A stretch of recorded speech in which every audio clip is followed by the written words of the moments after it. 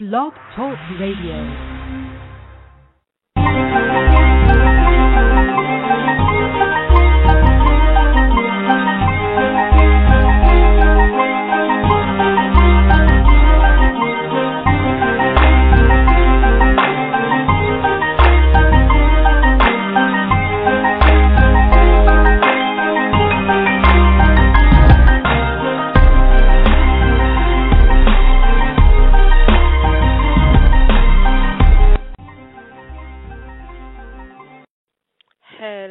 Hello, my international people. Thank you for being with us. Louise Uachu broadcasting live from Vancouver. Today we have a slightly different format. We're recording from a different studio, and we're talking, the show is going to be in French.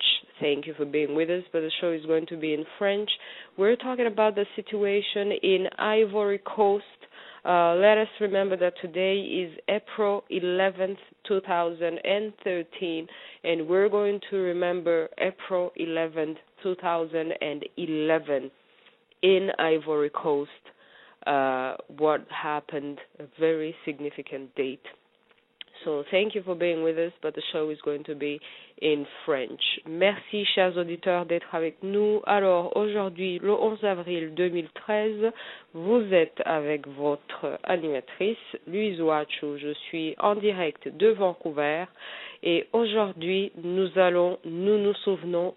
nous rappelons de la Côte d'Ivoire. La Côte d'Ivoire qui a basculé bien avant le 11 avril 2011, mais nous nous souvenons particulièrement de cette date du 11 avril 2011. Et alors, aujourd'hui, en 2013, nous allons parler à un auteur qui a écrit sur la tragédie et ce qui se passe présentement depuis le 11 avril 2011 en Côte d'Ivoire. Alors, merci d'être avec nous en français et en anglais chaque semaine.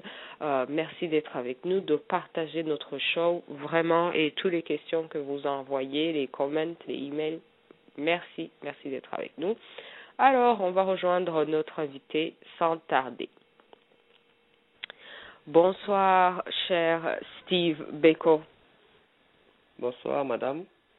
Merci d'être avec nous. Alors, précisons que Steve Beko, c'est un nom alias. Vous êtes l'auteur d'un livre qui vient juste de sortir.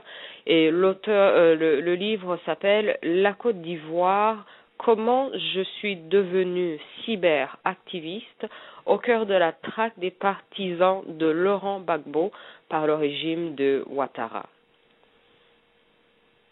En effet. Oui. Alors, comment vous sentez-vous par rapport à la sortie de votre livre? Quand est-ce qu'il est sorti exactement? Le livre est sorti il y a de cela une semaine aux éditions L'Harmattan à Paris, en France. Mm-hmm. Et vous vous sentez comment par rapport à la sortie? La sortie d'un livre, c'est grand, mais encore là, votre livre, son contenu, c'est encore plus grand que le livre même. Vous vous sentez comment par rapport à ce livre, à la sortie du livre? Disons, madame, que je suis soulagé parce que depuis que je suis sorti de mon pays, ce sont des choses que j'avais besoin de raconter. J'avais besoin d'expliquer aux uns et aux autres, au monde entier, ce qui s'est passé dans mon pays durant ces 10 dernières années. Et en tant que jeune Ivoirien, j'ai vécu ces choses de près. J'ai touché cette horreur de près et j'avais besoin d'extirper toute cette douleur que j'avais en moi. Donc c'était un soulagement, c'est comme si je me confiais à un psychologue, c'est comme si j'extirpais toute cette douleur de moi. C'est un soulagement et je suis heureux que ce livre puisse permettre à d'autres personnes en dehors de mon pays de comprendre ce qui s'est réellement passé et ce que continuent de subir les populations ivoiriennes. Oui. Alors, vous allez effectivement nous en dire un peu plus sur ce qui se passe en Côte d'Ivoire, ce que subissent les populations ivoiriennes, ce que les médias internationaux ne nous disent pas. Mais avant tout, on veut comprendre votre parcours, à commencer par le nom que vous avez choisi d'utiliser. Donc, Steve Beko, ça évoque le Sud-Africain. Steve Biko. Est-ce que c'est par rapport à lui? En quoi est-ce que, et pourquoi aussi vous aviez choisi d'utiliser ce nom au lieu d'utiliser votre nom? Et puis si vous êtes confortable aussi à dire à nos auditeurs c'est quoi votre nom? Merci. Mon nom à l'état civil, c'est Fabrice Lago. Mais j'ai choisi le pseudonyme de Steve Biko pour deux raisons. D'abord, pour rendre hommage au Sud-Africain Steve Bantu Biko, qui a mené en Afrique du Sud le combat pour faire respecter la dignité de l'homme noir. Il a été assassiné très jeune et c'était une manière de lui rendre hommage.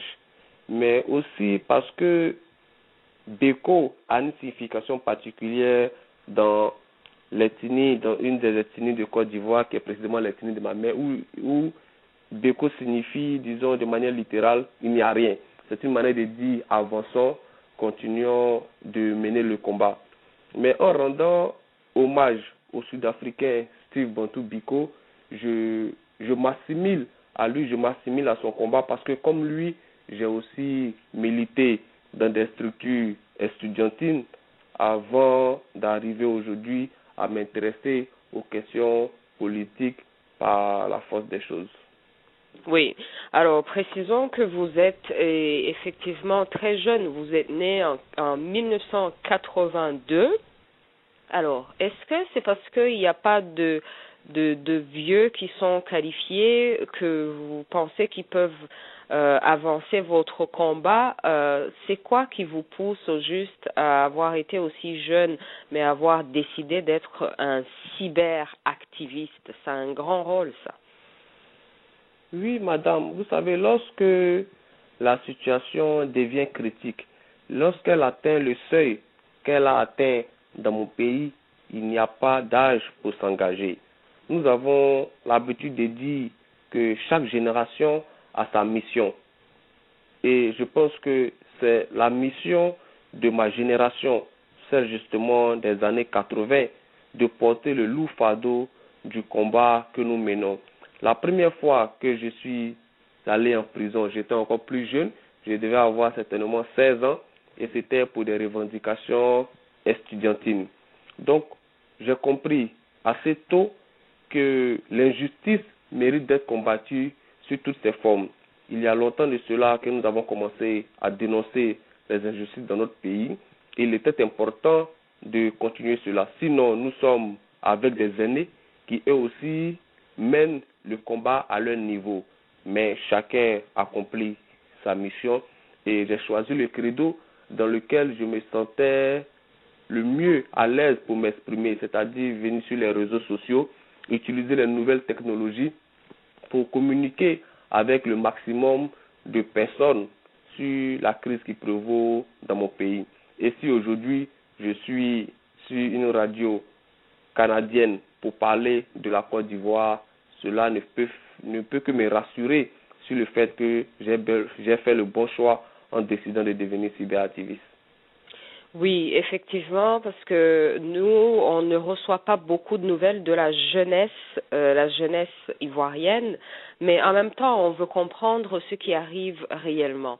Parce que quand on est au Canada, quand on va par exemple sur le site de la CIA, le site de la CIA même dit que c'est Ouattara qui a gagné les élections et que donc Gbagbo est en prison et qu'il mérite d'être en prison. Selon vous, qu'est-ce qui s'est passé à cette date du 11 avril que nous avons tenté de souligner aujourd'hui? Et puis, selon vous, comment êtes-vous capable de déterminer qui avait gagné les élections et qui devrait réellement être en prison? Ok, merci madame. Mais avant d'arriver à la date du 11 avril, je souhaiterais résumer un peu la scène politique ivoirienne. La Côte d'Ivoire est devenue indépendante en 1960 et elle a été dirigée par le président Houphouët, sous le parti unique. Et il y a eu des opposants qui se sont levés pour combattre le parti unique qui, comme son nom l'indique, faisait la promotion de la pensée unique. Ce parti unique-là, c'était le PDCI-RDA. Donc, Laurent Gbagbo a fait 30 années d'abord de clandestinité et d'opposition avant d'arriver au pouvoir en 2000. Mais bien avant, il y a que Houphouët-Boigny, qui a dirigé la Côte d'Ivoire à partir de 1960, est décédé en 1993. Il y a une guerre donc, bon, je dirais pas une guerre armée, mais un conflit entre ses héritiers pour savoir qui prendrait le pouvoir. Ce conflit oppose M. Henri Konan Bédié à M. Alassane Ouattara, qui, après avoir servi au FMI, avait été nommé comme Premier ministre par le président Houphouët. Henri Konan Bédié remporte donc la bataille des héritiers et devient le président de la Côte d'Ivoire en héritage. Alassane Ouattara menace à travers plusieurs médias, et vous pouvez retrouver cela sur Internet partout, de faire tomber le régime du président Henri Konan Bédié. En 1999, il y a un coup d'État qui s'opère et le PDCI perd donc le pouvoir et une junte militaire s'installe, qui est dirigée par M. Robert Guèye. La junte militaire organise des élections et Laurent Gbagbo gagne ces élections. Il devient donc le président de la République de Côte d'Ivoire.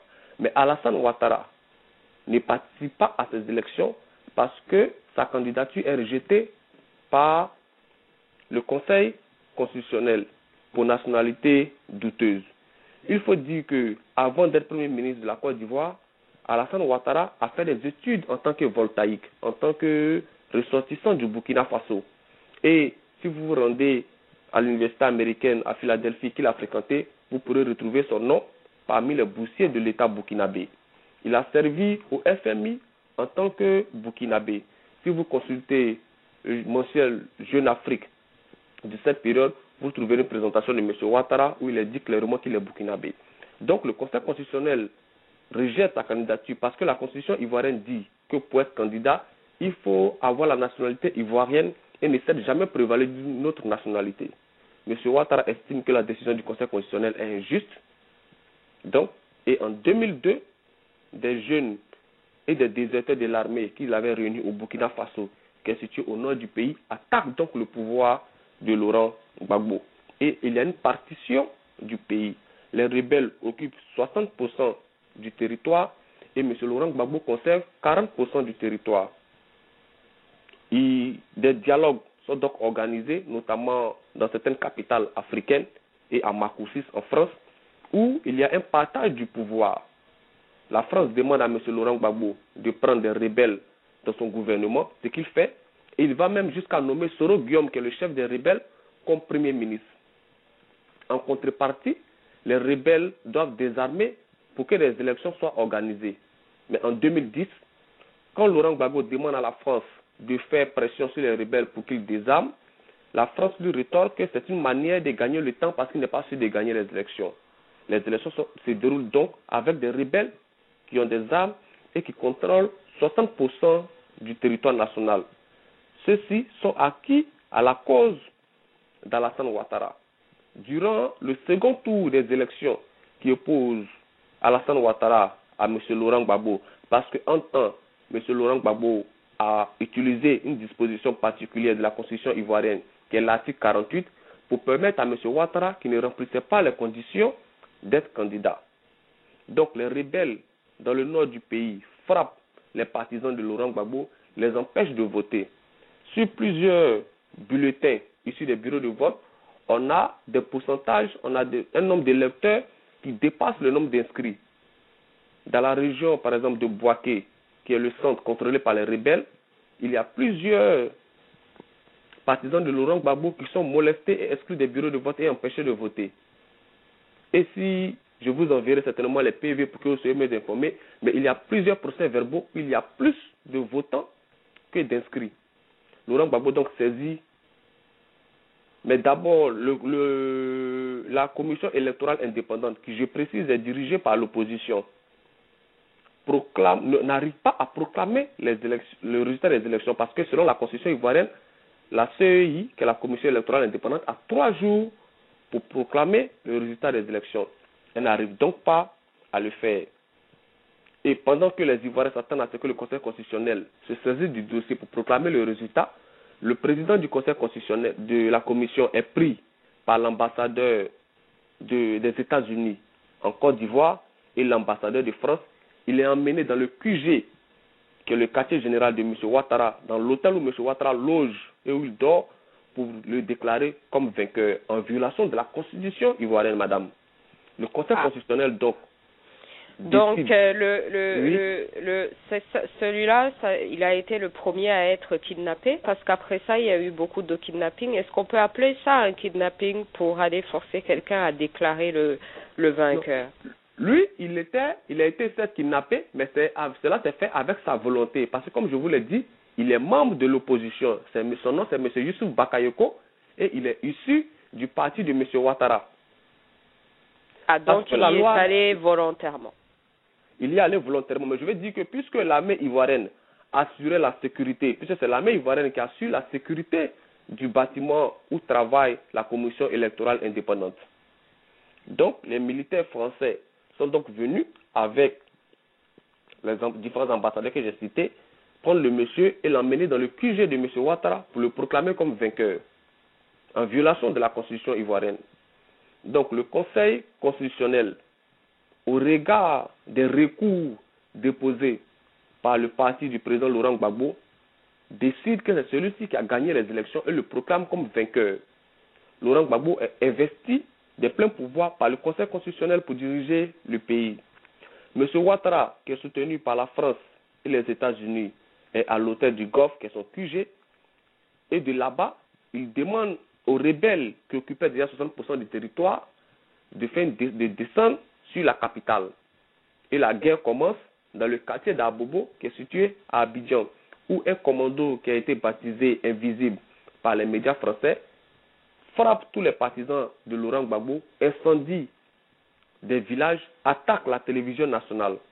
Voici donc l'atmosphère qui prévaut dans le pays jusqu'à ce que l'armée française, parce que les rebelles n'arrivaient pas avec l'armée nationale de Côte d'Ivoire, l'armée française décide donc de rentrer dans le jeu et elle se sert de son aviation pour bombarder les positions, non seulement des militaires, mais pour bombarder aussi la résidence privée du chef de l'État.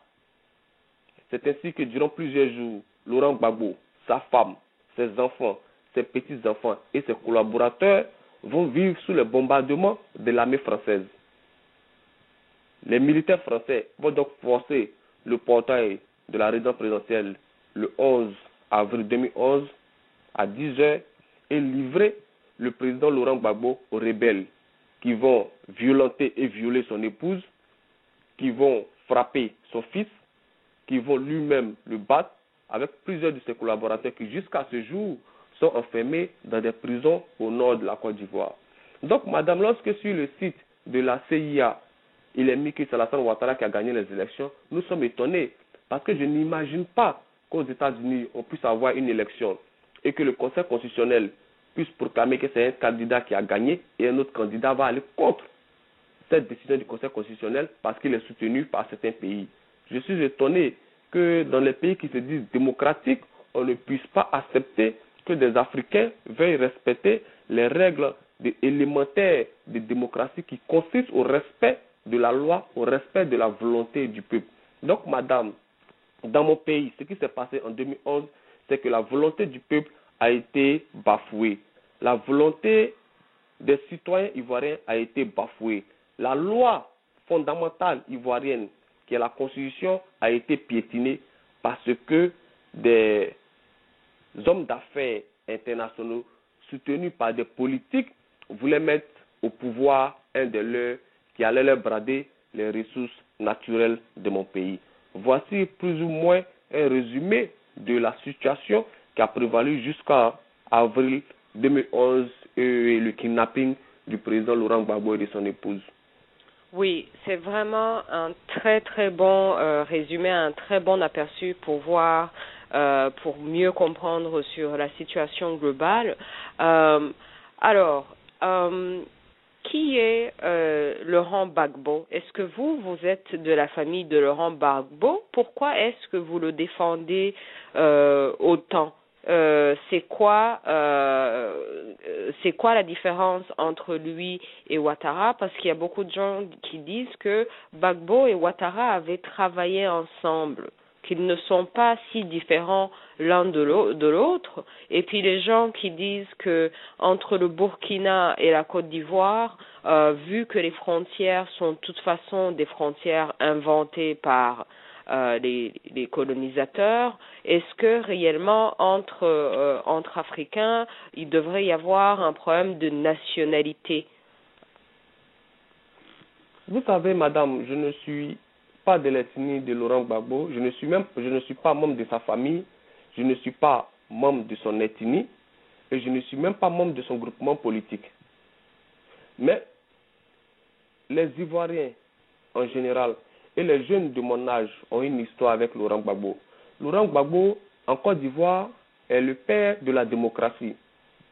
Si les jeunes peuvent voter en Côte d'Ivoire à partir de 18 ans, c'est grâce à Laurent Gbagbo qui a mené ce combat et qui est allé en prison à plusieurs reprises pour ces convictions-là. Madame, avant Laurent Gbagbo, en Côte d'Ivoire, on votait avec des urnes non transparentes. Il n'y avait pas d'isoloir. C'est Laurent Gbagbo qui a revendiqué pour qu'il y ait des urnes transparentes, pour qu'il y ait des isoloirs, pour que l'on reconnaisse le droit aux syndicats de manifester. Et pour cela, il a été déjà enfermé à plusieurs reprises par le même Ouattara lorsqu'il était Premier ministre. Donc, madame, nous défendons Laurent Gbagbo parce que nous avons bénéficié des retombées de son combat. La différence entre Laurent Gbagbo et M. Ouattara est que Laurent Gbagbo est ce que les Ivoiriens appellent un fils du pays, c'est-à-dire un homme qui a fait tout son parcours en Côte d'Ivoire, qui a fait ses études en Côte d'Ivoire, qui a acquis sa notoriété en parcourant tous les villages et villes du pays pour convaincre les populations. Contrairement à M. Ouattara, que les Ivoiriens ont découvert en 1990, lorsque Henri Konan Bédié le nomme, lorsque Félix Houphouët-Boigny, le nomme Premier ministre de la Côte d'Ivoire. Ouattara, c'est l'homme des institutions financières internationales. C'est celui qui a servi à la BCEAO, au Fonds monétaire international, avant d'être parachuté comme Premier ministre de Côte d'Ivoire. Donc, madame, entre celui que vous connaissez, entre celui qui a toujours été à vos côtés, entre celui qui s'est battu pour améliorer vos conditions de vie et de travail, et celui que le FMI envoie, naturellement, le choix des jeunes de ma génération ne peut aller que vers Laurent Gbagbo. Oui. Je suis étonné que l'on nous dise qu'on ne doit pas tenir compte des frontières en Côte d'Ivoire parce que elles ont été tracées par des Blancs. Madame, nous qui sommes partisans de Laurent Gbagbo, nous sommes fondamentalement panafricanistes. Et nous faisons partie de ceux qui sont pour qu'on ait une Union africaine plus forte. Mais si tel est que on veut vraiment aller au panafricanisme, alors on s'assoit et on décide de supprimer les frontières qui ont été tracées lors de la conférence de Berlin et puis on forme une seule Afrique. Mais on ne peut pas protéger son pays et dire qu'en Côte d'Ivoire, il n'y a pas de nationalité, madame. Je ne peux pas aujourd'hui, en tant qu'Ivoirien, aller au Burkina Faso et dire je ne respecte pas vos lois, je me dis que c'est l'Afrique, donc si j'arrive au Burkina, je suis un Burkinabé. Ce serait installer le désordre dans le pays. Donc, si tel est que tous les Africains veulent aller vers une Afrique plus forte, alors acceptons de nous asseoir et de supprimer les frontières. Et c'est ça qui est le souhait du président Laurent Gbagbo. Lorsque il était président, à chaque fois qu'un pays africain était touché par un malheur, Laurent Gbagbo lui apportait son soutien. Lorsque il y a eu les inondations au Burkina Faso, le président Laurent Gbagbo a fait un don de 500 millions aux populations burkinabées pour les soutenir. Est-ce que quelqu'un qui n'est pas foncièrement panafricain, qui n'est pas attaché au respect de la dignité africaine peut le faire? Je ne crois pas. Nous disons que la liberté, c'est le respect des lois. Tant qu'une loi est en vigueur, nous devons la respecter. Et la constitution ivoirienne disait que M. Ouattara n'a pas le droit d'être candidat parce qu'il ne respecte pas cela. Mais nous ne sommes plus à ce stade du débat. Il a déjà été candidat, mais nous sommes étonnés que les puissances occidentales puissent bafouer la volonté populaire, puissent bafouer le droit rien que pour installer leurs protégés au pouvoir. Voici un peu, madame, pourquoi nous disons que nous ne sommes pas d'accord. Ce qui attise aujourd'hui la convoitise des gens, c'est les richesses de la Côte d'Ivoire, c'est le pétrole qui a été découvert, c'est le cacao, c'est le bois, c'est le café et autres. Et pour asservir ce peuple, pour exploiter les richesses sans payer, pour que Bolloré puisse se servir comme il veut, pour que les grandes usines de chocolat puissent payer le cacao à vil prix, parce que la Côte d'Ivoire est le premier producteur mondial de cacao, pour que ces gens puissent payer le cacao à vil prix, on a préféré installer un monsieur que les Ivoiriens ne veulent pas. Et comme lui, il sait qu'il ne tient pas son pouvoir de la volonté populaire, mais seulement de par la volonté de ceux qui l'ont mis là, il ne cherche pas à faire la volonté du peuple. Il cherche plutôt à faire plaisir à ceux qui l'ont installé. Sinon, comment pouvez-vous comprendre, madame, que alors que Amnesty International, Human Rights Watch ont fait sortir tout récemment 2 dossiers dans lesquels ils dénoncent les violations des droits de l'homme en Côte d'Ivoire, que M. Ouattara puisse être reçu aujourd'hui par le président de la République française. Quel est le message que l'on veut donner aux Ivoiriens? Quelle est la leçon que l'on veut donner aux Ivoiriens? Est-ce que l'on veut nous dire que pour être aimé de la communauté internationale, il faut prendre les armes pour tuer ses semblables, pour tuer des Africains, pour que le monde vous ouvre ses portes? Voilà les questions que nous nous posons aujourd'hui.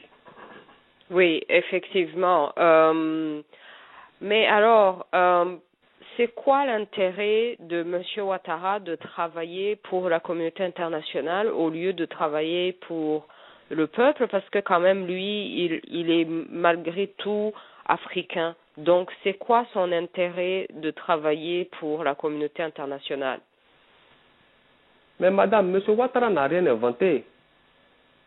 Sous la colonisation, mais avant même sous l'esclavage, il y a eu des Noirs qui vendaient leurs frères noirs aux Blancs. Ceux-là le faisaient pourquoi? Mais ils le faisaient pour les miroirs que les Blancs leur ramenaient pour la pacotille. Sous l'apartheid en Afrique du Sud, il y a eu les Noirs qui soutenaient les Blancs pour que leurs frères noirs soient brimés. Sous la colonisation, il y a eu des Noirs qui soutenaient les Blancs pour que les frères noirs soient brimés. Donc, à chaque étape de l'histoire, il y a toujours des Noirs pour se mettre au service des Blancs. C'est ce que Malcolm X appelle les house negro, c'est-à-dire des gens qui n'ont Dieu que pour le maître, pour qui tout ce que le maître fait est bien. Donc, Ouattara fait partie de cette classe de gens qui préfèrent servir les Blancs pour s'enrichir, sa famille et lui, plutôt que de servir le peuple, madame. Parce que celui qui vous donne le pouvoir, il a un droit de regard sur votre gestion. Si c'est le peuple qui vous donne le pouvoir, il a un droit de regard sur votre gestion.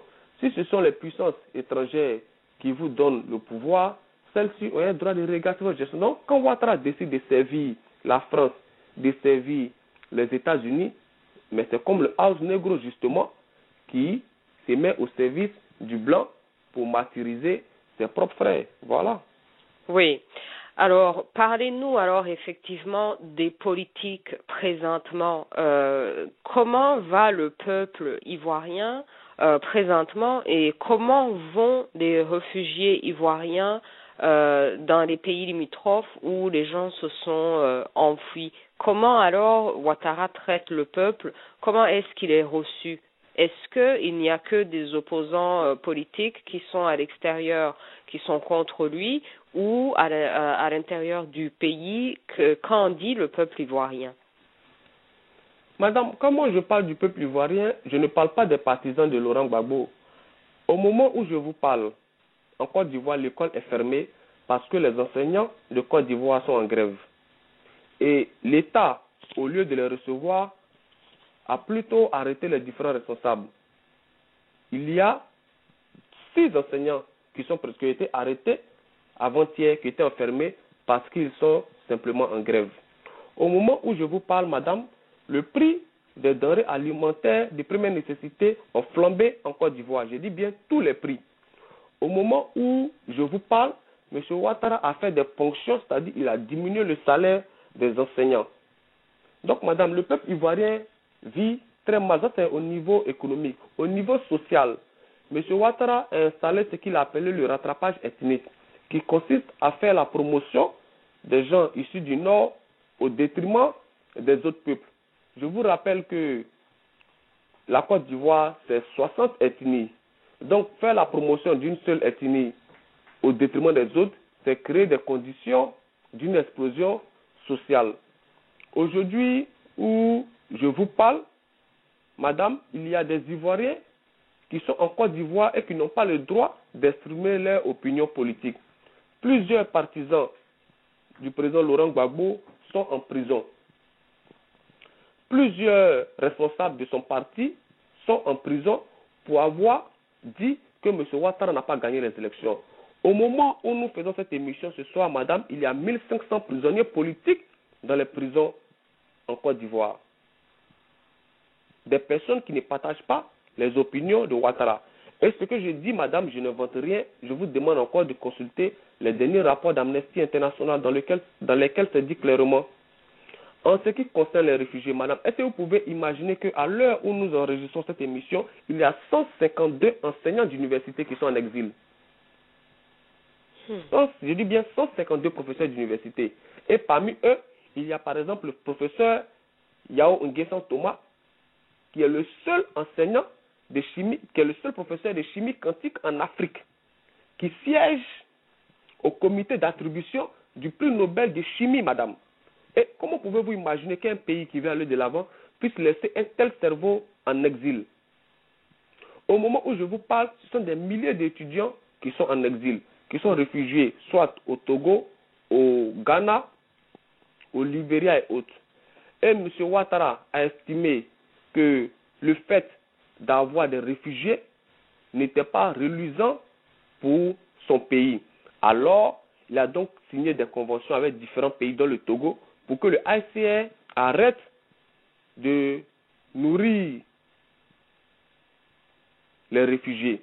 Au moment où je vous parle, madame, ça fait 3 mois que les réfugiés ivoiriens au Togo ne sont plus alimentés par le HCR. Ce sont les Ivoiriens eux-mêmes qui se cotisent pour offrir à manger aux réfugiés. Ils ne sont plus pris en compte au niveau de la santé. Ça, c'est du point de vue prise en charge. Mais en plus de cela, madame, chaque jour que Dieu fait, ce sont des réfugiés qui sont pris et qui sont extradés vers la Côte d'Ivoire. M. Charles Blé Goudé, qui était ministre dans le dernier gouvernement du président Laurent Gbagbo, a été arrêté en Côte d'Ivoire et extradé comme un vulgaire voyou. Le ministre Lida Kwasi Moïse, qui était ministre de la Défense du président Laurent Gbagbo et qui était réfugié au Togo, a été extradé et torturé à l'électricité. Madame, vous pouvez imaginer que l'on vous branche des fils électriques sous les ongles pour vous faire avouer un certain nombre de choses. Au moment où je vous parle, la situation est chaotique, madame, pour les Ivoiriens, aussi bien à l'intérieur qu'à l'extérieur. Mais il n'y a que la presse internationale, il n'y a que la presse française pour ne pas voir cette réalité-là. Donc, je suis heureux que ce soir vous me donnez l'occasion d'expliquer aux gens, et je me tiens à la disposition du monde entier pour leur envoyer les preuves de ce que nous affirmons, madame, parce que quand nous parlons avec des preuves, nous parlons avec des faits, et les faits sont importants à souligner dans une histoire. Donc, voici un peu la situation qui prévaut aussi bien en Côte d'Ivoire, où c'est la loi de l'omerta, où des gens n'ont pas le droit de s'exprimer, d'exprimer une opposition politique contraire à celle de Ouattara. Au moment où nous parlons, madame, il y aura les élections municipales bientôt. Et aucun parti d'opposition ne participe à ces élections-là. C'est le pouvoir, c'est le parti politique de Ouattara seul qui participe. Par le passé, il y a eu les élections législatives auxquelles aucun parti d'opposition n'a participé. Vous imaginez, madame, qu'au Canada, il y a un seul parti qui est représenté à l'Assemblée nationale et il y a un seul parti qui soit représenté, mais ça créerait une fraude sociale. Mais comme c'est en Afrique et que c'est en Côte d'Ivoire, tout le monde accepte ce genre de choses. Donc voici un peu, madame, pour être bref, un résumé de la situation. Oui. Alors, vous avez décidé justement de faire quelque chose par rapport à ça et vous avez décidé de devenir cyberactiviste comme vous dites.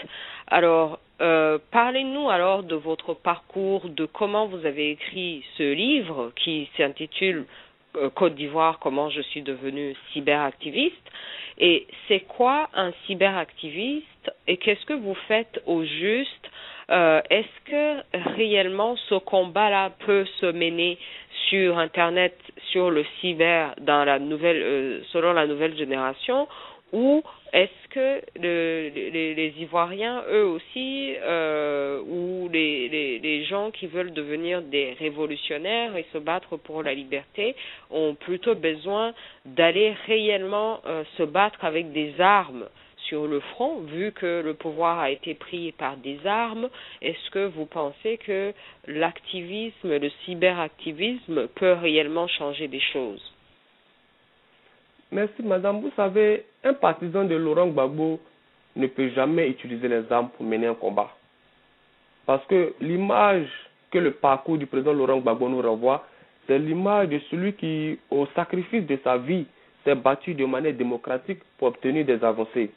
Et nous ne pensons pas que l'on puisse faire avancer des choses par le pouvoir des armes. Nous sommes très loin de cette idéologie-là. Nous, ce sont des revendications légitimes. Mais madame, je suis devenu cyberactiviste à l'instar de tous les Ivoiriens, même ceux qui vivent en Côte d'Ivoire. Parce que quand les Ivoiriens ont essayé de se réunir pour protester contre ce qui s'est passé en Côte d'Ivoire, les meetings et les manifestations pacifiques ont été réprimés. Il y a eu plusieurs morts dans ces manifestations-là.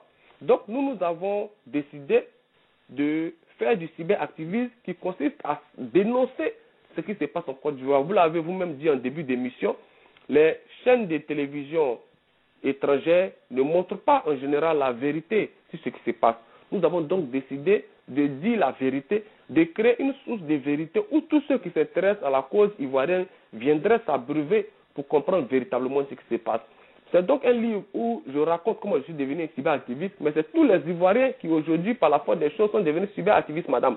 Le président, le secrétaire général de la jeunesse du FPI, aujourd'hui, est un cyberactiviste parce qu'il est empêché de s'exprimer en Côte d'Ivoire dans les meetings. Il est donc obligé de venir sur Facebook, sur Twitter, sur les blogs pour passer son message. Donc, madame Dramane Ouattara, qui a pris le pouvoir pour faire asseoir la pensée unique, pour faire asseoir un parti unique, n'est pas prêt à laisser les Ivoiriens exprimer librement leur opinion, justement parce qu'il sait qu'il ne détient pas son pouvoir de la volonté populaire.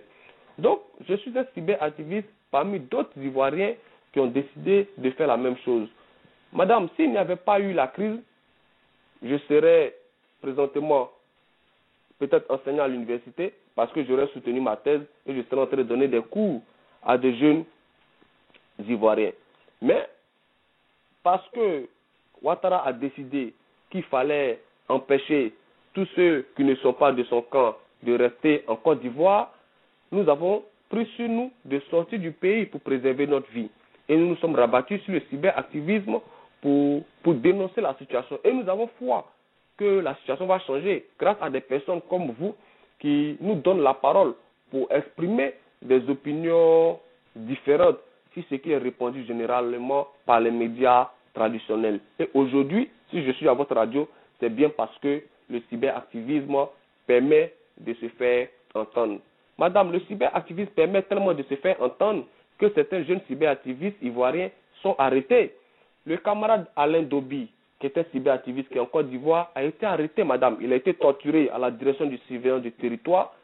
Plein d'autres camarades, aujourd'hui, des cyberactivistes, croupissent en Côte d'Ivoire dans les prisons, simplement pour avoir ouvert un ordinateur pour critiquer la gestion chaotique du pouvoir. Donc, Dramane Ouattara, Blaise Compaoré, Soro Guillaume et toutes les cliques a décidé, madame, de mettre la Côte d'Ivoire au pouvoir des puissances étrangères. Et le peuple ivoirien, qu'il soit à l'étranger et qu'il soit au pays, subit cela. Mais nous n'entendons pas baisser les bras. Si vous voyez les Ivoiriens se mobiliser un peu partout, à La Haye, dans les rues de Paris, en Italie, en Allemagne, en Angleterre, c'est parce que les Ivoiriens veulent le retour de la démocratie. Les Ivoiriens veulent la libération du président Laurent Gbagbo. Oui. Alors, justement, vu que le temps nous rattrape, parlons alors de Laurent Gbagbo. Comment est-ce qu'il va là où il est? Et puis, Premièrement, moi personnellement, je ne comprends pas comment un président africain peut être amené en cour pénale internationale à La Haye, mais ça c'est un autre débat. Donc là, il est déjà là-bas. À votre avis, qu'est-ce qui va se passer? Comment s'annonce l'avenir et le combat? Est-ce qu'il va réellement être libéré? Est-ce que ça, c'est pas une catastrophe, disons, diplomatique, si jamais il serait réellement libéré? Est-ce que il ne doit pas justement être gardé en prison par ces puissances internationales qui ont imposé Ouattara jusqu'à ce que il trouve au moins une solution? Ok, madame, le président Laurent Gbagbo va bien. Il est en possession de toutes ses facultés physiques et mentales et il se prépare à affronter cette épreuve comme il a affronté toutes les épreuves passées. Ce n'est pas la première fois que le président Laurent Gbagbo se retrouve devant la justice pour avoir voulu défendre son peuple. Donc il va bien. Mais il appartient à la communauté internationale de décider de ce qu'elle veut faire de Laurent Gbagbo et partant de l'avenir de la Côte d'Ivoire. Aujourd'hui, nous sommes les pacifiques et c'est nous qui demandons la libération du président Laurent Gbagbo. Soit il libère le président Laurent Gbagbo pour permettre à la démocratie de reprendre son droit, ou bien ils enferment Laurent Gbagbo et nous qui sommes les pacifiques, nous qui voulons régler la question sur le terrain démocratique, notre voix ne portera plus et ce seront les extrémistes de notre camp qui l'emporteront. Et si ces extrémistes-là l'emportent, madame, ce sont les armes qui vont tourner en Côte d'Ivoire. Donc, il appartient à la communauté internationale. Nous disons qu'il est d'abord injuste que M. Ouattara soit à la CPI, et que M. Laurent Gbagbo soit à la CPI. M. Ouattara, il sera bientôt. Mais c'est d'abord injuste que Laurent Gbagbo soit à la CPI. Nous ne comprenons pas que pour un contentieux électoral en Côte d'Ivoire, l'on puisse emmener un président à la CPI. Donc, il appartient à la communauté internationale de décider. Soit elle garde Laurent Gbagbo, c'est son choix, mais elle sera obligée d'assumer les conséquences qui en découleront. Parce que sans Laurent Gbagbo, madame, il ne peut pas y avoir de paix en Côte d'Ivoire. Parce que c'est lui que les Ivoiriens ont élu. Donc il appartient à M. Obama, il appartient à M. François Hollande de décider de l'avenir de la Côte d'Ivoire. Nous qui sommes les Ivoiriens et qui subissons les conséquences de leurs choix, les regardons, nous leur disons, il est bon de libérer Laurent Gbagbo maintenant. Pour ne pas que le pire se produise, madame. Il est bon de libérer Laurent Gbagbo au moment où des pacifistes comme Steve Biko, comme Kwa Justin, comme Miaka Oreto, comme Akoun Laurent le demande. Parce que si on n'écoute pas Steve Biko, si on n'écoute pas Kwa Justin, si on n'écoute pas Akoun Laurent, il est fort probable qu'on se retrouve en face des Kabila, en face des Savimbi, en face des gens qui croient au pouvoir des armes. Nous croyons au pouvoir de la parole, nous croyons au pouvoir de la dénonciation. Et il est bon que l'on nous écoute pour éviter le chaos à notre pays. Oui. Alors, il y a récemment eu des élections au Kenya, une situation qui avait été un peu similaire ou qui avait été que les gens allaient annoncer que ça allait être comparable à la Côte d'Ivoire, mais aussi un pays où le perdant des élections a été un des gens qui était venu en Côte d'Ivoire, Monsieur Odinga, était venu en Côte d'Ivoire pour être médiateur dans la crise entre Gbagbo et Ouattara. Et ensuite, à la Cour pénale internationale, les gens avaient utilisé des preuves à un moment donné et ils avaient montré des photos du Kenya au lieu que ce soit des photos de la Côte d'Ivoire. Est-ce que ça, c'est pas un signe que les Européens voient les Africains, c'est la même chose partout, il n'y a pas de différence pour eux entre la Côte d'Ivoire et le Kenya?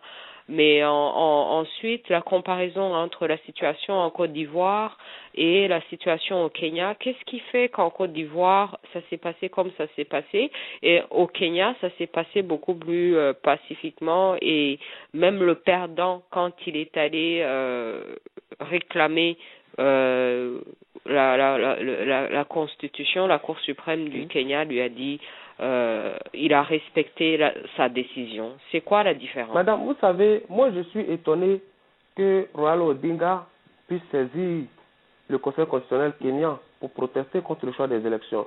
Parce que lorsque Raila Odinga est venu en Côte d'Ivoire à la suite du contentieux électoral, il fait partie des gens qui ont demandé que la force soit utilisée pour faire partie de Laurent Gbagbo du pouvoir. Là où M. Ouattara avait la possibilité, tout comme M. Raila Odinga, de saisir le Conseil constitutionnel pour contester le résultat des élections. Donc vous voyez, vous-même vous l'avez dit, c'est deux situations similaires mais qui connaissent des dénouements différents. Parce que d'un côté, il y a un homme qu'on voulait forcément mettre au pouvoir, qui est Dramani Ouattara. Raila Odinga, pourquoi est-ce qu'il n'a pas pris les armes au Kenya pour revendiquer la victoire?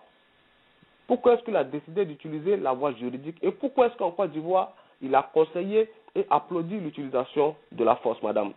Aujourd'hui, le président Kenya, M. Kenyatta, est poursuivi par la CPI. Mais le peuple kenyan a donné la preuve que c'est lui qu'elle voulait comme président. Et la CPI sera obligée de respecter le choix du peuple. Mais en Côte d'Ivoire, on a installé une rébellion depuis 10 ans pour que Laurent Gbagbo perde petit à petit le contrôle du pouvoir. Et c'est cela qui est arrivé. Donc, madame, nous les Africains, nous qui menons ce combat, nous ne reconnaissons pas la CPI. Nous ne reconnaissons pas à la CPI le droit de juger nos camarades, même les plus mauvais. Parce qu'on ne peut pas comprendre que les Américains qui conduisent eux-mêmes les gens à la CPI ne soient pas signataires du statut de Rome qui institue la CPI. Pourquoi refusent-ils de livrer des Américains à la CPI et ils acceptent que des Ivoiriens, que des Kenyans, que des Sud-Africains soient livrés à la CPI? Madame, la CPI est un instrument politique au service des puissances occidentales pour choisir elles-mêmes les personnes qui doivent diriger les pays africains. Et nous ne sommes pas les seuls à le dire. Le président ougandais l'a dit tout récemment lors de l'investiture du nouveau président kenyan. Et c'est de plus en plus ce que pense la majorité des présidents africains. Alors justement, si la CPI ne sert que les intérêts impérialistes, comment pouvez-vous vous attendre à ce que Laurent Gbagbo va trouver la justice à la CPI? Madame, nous sommes confiants parce que la vérité gagne toujours. Si le mur de Berlin est tombé, ce n'est pas la CPI qui ne tombera pas. Nous sommes conscients que la volonté du peuple finit toujours par s'imposer. Et c'est pourquoi nous sommes engagés dans ce combat. C'est une injustice qui est faite à Laurent Gbagbo. C'est une injustice qui est faite au peuple de Côte d'Ivoire. Mais nous continuons de lutter parce que nous croyons en la justice. Nous pensons que la vérité finit par l'emporter sur le mensonge. Et si jusqu'à ce jour, les Ivoiriens ont gagné des grands combats contre l'injustice, nous pensons que c'est un autre challenge qui nous est donné aujourd'hui à La Haye pour défendre non pas seulement les Ivoiriens, mais toute l'Afrique, pour dire que nous ne sommes plus d'accord pour que les Africains soient infantilisés. Nous ne sommes plus d'accord pour que les Africains soient considérés comme des sous-hommes dont on peut faire ce que l'on veut. Donc, madame, Laurent Gbagbo est à La Haye, mais il est là-bas pour représenter l'Afrique. Il est là-bas pour représenter l'Afrique digne, pour qu'à travers son procès, cela puisse éveiller les consciences des uns et des autres et de nos frères africains en général pour comprendre qu'il est l'heure de faire face dignement, de penser au peuple plutôt que de penser à servir les puissances occidentales. Et celles-ci seront obligées de libérer le président Laurent Gbagbo. Mandela a passé 27 ans en prison, mais il a été libéré parce que son peuple n'a pas abdiqué. Le président Laurent Gbagbo ne passera pas 27 ans, il sortira de prison parce qu'en face, l'Occident trouvera toujours un peuple debout et déterminé pour mener ce combat. Oui, alors merci vraiment Steve Biko d'avoir été avec nous. Alors avant de vous laisser partir, dites-nous où est-ce que les gens peuvent trouver votre livre. Dites aux gens qui nous écoutent comment est-ce qu'ils peuvent vous contacter pour propager votre message. Est-ce que vous comptez voyager pour aller justement parler de votre message? C'est quoi vos projets? C'est quoi la prochaine étape? Merci madame. Le livre, tous ceux qui sont, il y a plusieurs contacts. Je ne pense pas que le temps me permette de les donner tous, mais je suis présent sur les réseaux sociaux. Steve Biko, ils peuvent me retrouver sur les réseaux sociaux. Ils peuvent m'écrire, ils peuvent m'envoyer un mail aussi. Mon mail c'est beko, B-E-K-O, Steve en un mot, beko Steve en un mot, @gmail.com et je leur indiquerai les différents moyens de se procurer le livre. Effectivement, madame, nous comptons voyager. Nous sommes en train de nous y préparer. Nous sommes en train de réunir les moyens nécessaires pour le faire. parce que nous comptons nous rendre partout où des Africains, partout où des Européens voudront entendre la vérité sur ce qui se passe. Donc, après le cyberactivisme, nous nous préparons à aller au contact de nos camarades pour ensemble continuer le combat pour une Afrique plus digne et respectée dans le concert des nations. Et j'ose espérer que votre radio sera toujours à notre côté pour relayer cette part d'histoire de l'Afrique qui se joue sous nos yeux et que nous avons la chance de vivre présentement. Oui, nous sommes à la poursuite de la vérité et nous sommes à l'écoute de la vérité et nous vous félicitons pour votre livre et nous vous encourageons à continuer votre combat pour la vérité et la liberté pour tout le peuple ivoirien ainsi que tout le peuple africain. Est-ce que vous avez un dernier mot à dire à nos auditeurs avant qu'on vous laisse partir? Qu'est-ce que les gens doivent faire? Les gens qui sont inspirés par votre histoire, qui voudraient faire quelque chose pour votre cause, c'est quoi qu'ils doivent faire dans leur vie pour vous, pour eux-mêmes, pour leur peuple? Ça serait quoi que vous leur direz en dernier mot pour leur dire qu'est-ce qu'il faut faire? La première des choses, c'est, je leur dirais, en toute chose, cherchez toujours la vérité. Et quand vous l'avez trouvée, battez-vous pour qu'elle soit sûre par le maximum de personnes. Nous restons ouverts, les Ivoiriens restent ouverts et à la disposition de toutes les personnes qui pensent être utiles, qui pensent pouvoir nous apporter leur aide pour continuer notre combat. Nous sommes prêts à apporter toutes les preuves des informations que nous donnons et nous sommes disposés à la confrontation avec toutes les personnes qui estiment qu'elles peuvent aujourd'hui nous contredire dans ce que nous disons. Voici le message que j'avais à passer, madame. Je vous remercie, Steve Biko, d'avoir été avec nous et nous vous souhaitons très bonne continuation dans ce combat pour la Côte d'Ivoire et pour toute l'Afrique. Merci beaucoup, madame. C'est moi qui vous remercie. Bonne soirée. À vous aussi. Oh, my international people, oh my God, wow, vraiment intéressant. Les jeunes Africains qui se disent que ça leur regarde. Le combat regarde la jeunesse parce que de toute façon, c'est l'avenir de la jeunesse qui est en train d'être volé. Si la jeunesse ne se réveille pas pour récupérer son avenir, ils vont se retrouver d'ici quelques années sans avenir, alors que la jeunesse africaine vit et habite le continent le plus riche sur la planète.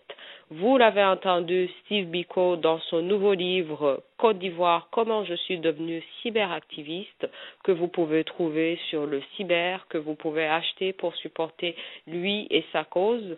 Et nous vous encourageons à être toujours à la poursuite de la vérité et la liberté pour tous les peuples. Nous vous remercions de nous avoir suivis. Ici, Louise Ouachou de Vancouver. Nous avons hâte d'entendre cet enregistrement vu qu'on a enregistré dans un autre studio aujourd'hui. Alors, merci d'avoir été avec nous, chers auditeurs. You and I Talk Show, Louise Ouachou de Vancouver. Merci. En ce 11 avril, le peuple ivoirien, on se souvient de vous. Le peuple africain, on est avec vous. Ici, au Canada, on vous adore. Aux États-Unis, partout au monde où vous nous suivez. Merci d'être avec nous. Passez une belle soirée. À la prochaine émission.